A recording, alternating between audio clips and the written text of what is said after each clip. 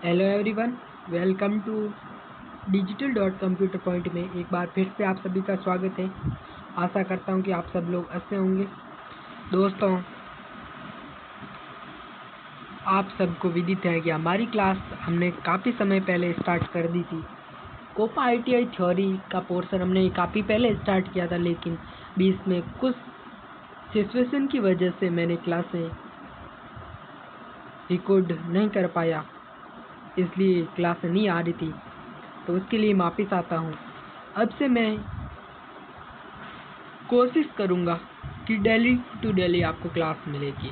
दोस्तों, जीवन में कुछ प्रॉब्लम आती है तो हमें पता नहीं चलता, उसकी वजह से हमारा जीवन उथल पुथल हो जाता है। तो दोस्तों, आशा करता हूँ कि आप सब लोग अच्छे होंगे और अब से क्लास को एंजॉय करेंगे। आज का हमारा टॉपिक है ऑपरेटिंग सिस्टम। कंप्यूटर के प्रमुख घटकों के बारे में हमने पिछली क्लास में देख लिया था। आज हम देखेंगे ऑपरेटिंग सिस्टम। ऑपरेटिंग सिस्टम के बारे में मैं थोड़ा सा पहले बता देता हूँ कि ये हार्डवेयर और यूजर, यानी हार्डवेयर और यूजर के जो मध्य की कड़ी होती है, उसे हार्डवेयर और सॉफ्टवेयर के मध्य का इंटरफेस एंड यूजर इंटरफेस का जो होता है उसे OS यानी ऑपरेटिंग सिस्टम होता है। हार्डवेयर और यूजर के बीच की जो कड़ी होती है उसे ऑपरेटिंग सिस्टम कहते हैं। अब देखो, ऑपरेटिंग सिस्टम की परिभाषा और प्रकार। ऑपरेटिंग सिस्टम एक महत्वपूर्ण सॉफ्टवेयर है। ऑपरेटिंग सिस्टम क्या है? एक सॉफ्टवेयर है। क्या है? एक सॉफ्टवेयर है जो कंप्यूटर के सभी कार्यों को प्रबंधित करता है। यानी जो कंप्यूटर के जो सभी कार्य हार्डवेयर है, सॉफ्टवेयर है, कंपोनेंट्स हैं, कंप्यूटर को देखता है।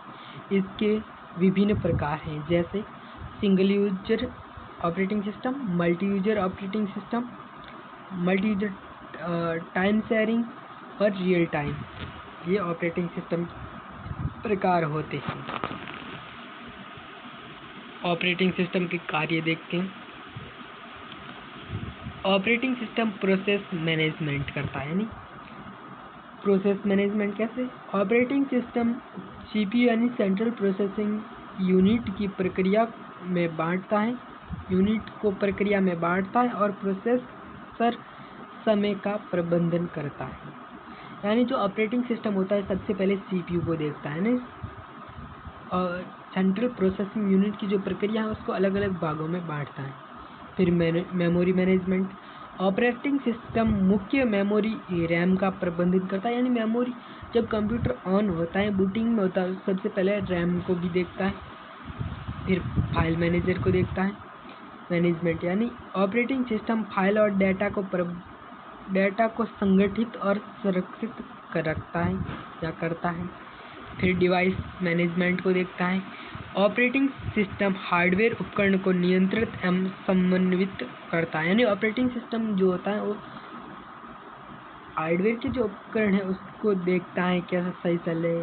फाइल मैनेजमेंट को देखता है, फिर मेमोरी मैनेजमेंट को देखता है, प्रोसेस मैनेजमेंट को भी देखता है। ऑपरेटिंग सिस्टम के अन्य कार्य कौन कैसे? ऑपरेटिंग सिस्टम के अन्य कार्य। User interface. ऑपरेटिंग सिस्टम उपयोगकर्ताओं को कंप्यूटर के साथ संवाद करने के तरीका प्रदान करता है। ऑपरेटिंग सिस्टम है, मैंने आपको अभी बताया कि हार्डवेयर और यूजर के बीच की कड़ी होती है। यानी हार्डवेयर और यूजर के बीच कम्युनिकेट करने का जो काम करता है वो ऑपरेटिंग सिस्टम करता है। आप बोलोगे कैसे? तो मैं बताता हूँ। कंप्यूटर का जब स्विच ऑन करते हैं और पावर सप्लाई को ऑन करते हैं, सबसे पहले बूटिंग का प्रोसेस होता है, वो ऑपरेटिंग सिस्टम के जरिए होता है। यदि ऑपरेटिंग सिस्टम हमारे कंप्यूटर में नहीं होगा तो हमारा कंप्यूटर कोई काम का नहीं है। सुरक्षा और संरक्षण, सिक्योरिटी वाला ऑप्शन। ऑपरेटिंग सिस्टम उपयोगकर्ता और फाइलों की सुरक्षा का ध्यान रखता है। ऑपरेटिंग सिस्टम के बगैर हमारा कंप्यूटर सेफ नहीं है। निवेश और फाइल सिस्टम। ऑपरेटिंग सिस्टम एक संरचित फाइल सिस्टम प्रदान करता है। अब आपके दिमाग में आ रहा है ऑपरेटिंग सिस्टम है कौन कौन सा। हमारे लोकप्रिय ऑपरेटिंग सिस्टम के बारे में जानकारी प्राप्त करेंगे, जैसे विंडोज। हम जानते हैं कि हम आज के दौर में विंडोज़ सबसे ज़्यादा माइक्रोसॉफ्ट विंडो है, उसे माइक्रोसॉफ्ट विंडो भी कहते हैं। तो माइक्रोसॉफ्ट विंडो हम ज़्यादा काम में ले रहे हैं। माइक्रोसॉफ्ट का संबंध लोकप्रिय GUI ग्राफिकल यूजर इंटरफेस। अब देख आपके दिमाग में आ रहा होगा GUI क्या है। GUI ग्राफिकल यूजर इंटरफेस यानी ऑपरेटिंग सिस्टम GUI के बगैर कुछ नहीं है। अब लाइनक्स एक ओपन सोर्स ऑपरेटिंग सिस्टम और सर्वर और पर्सनल कंप्यूटर पर चलती है। लाइनक्स एक ओपन सोर्स ऑपरेटिंग सिस्टम है जो कंप्यूटर और सर्वर पर्सनल कंप्यूटर पर चलता है।